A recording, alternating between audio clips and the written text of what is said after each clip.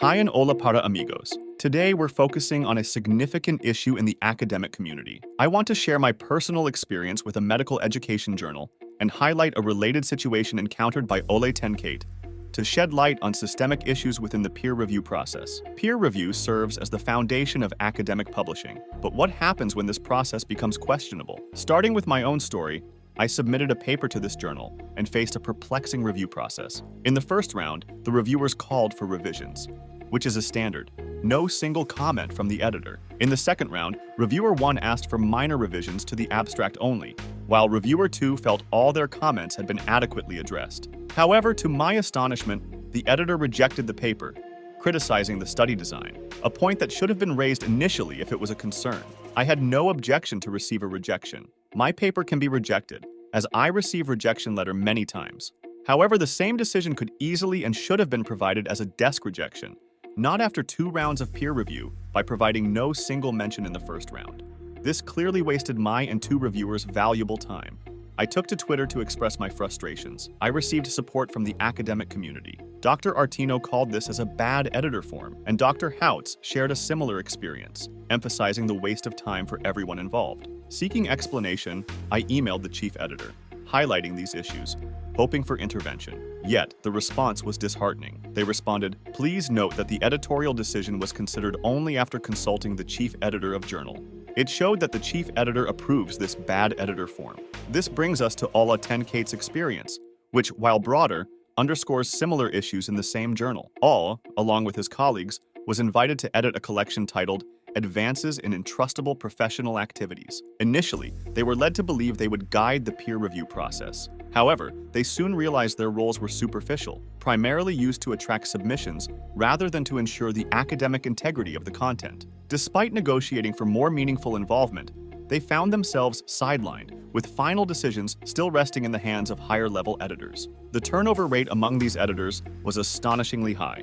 Olle and his team dealt with no less than 7 different individuals, none of whom had a background in health professions education. This lack of relevant expertise among the editors raises significant concerns about the quality and relevance of the review process. This scenario is not just disheartening, but reveals a fundamental flaw in the journal's approach to academic publishing. As Olle pointed out, it's indicative of a system where commercial interests and surface appearances take precedence over genuine scholarly contribution. Both my experience and Olle's illustrate a concerning situation in the journal. Consequently, I have reevaluated my commitment to peer reviewing for this journal. Over the past year, I have dedicated considerable time to reviewing more than 50 papers. However, in light of recent events, I now find myself declining most of the new review invitations from this journal. I just accepted the ones that I provided first round of review. However, a surprising thing occurred. The same journal sent me an invitation to join their editorial board. I believe this is due to my commitment. I have consistently met deadlines and provided detailed reviews for dozens of papers, each review exceeding 800 words. Following the invitation, I reached out to the journal to express my concerns again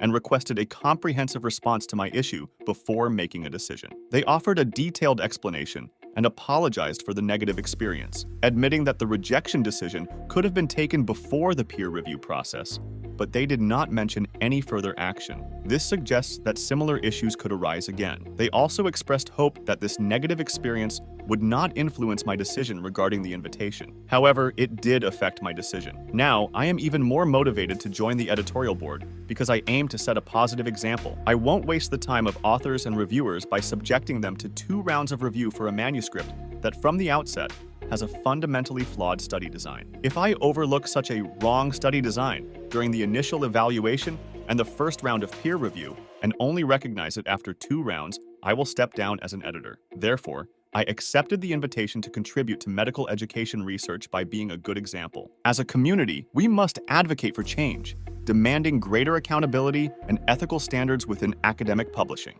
Let's start a dialogue about these issues and work towards a system that respects and upholds the value of scholarly research. I encourage you to share your own experiences and thoughts on this matter in the comments below. Together, we can push for a more ethical and accountable academic publishing landscape. You can find the link to Olle's paper on this at the description below. See you and adios para amigos. And also don't forget these flamingos.